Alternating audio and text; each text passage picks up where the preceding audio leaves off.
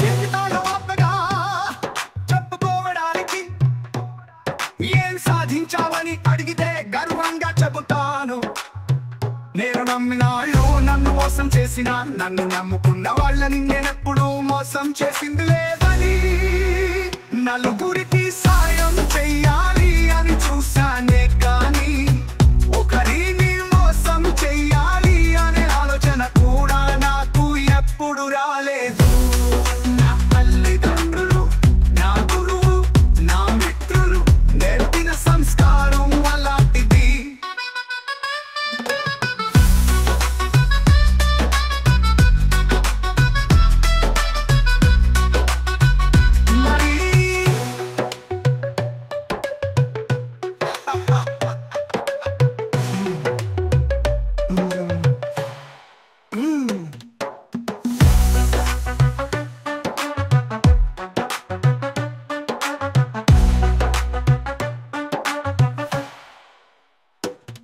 జీవితంలో గొప్పగా చెప్పుకోవడానికి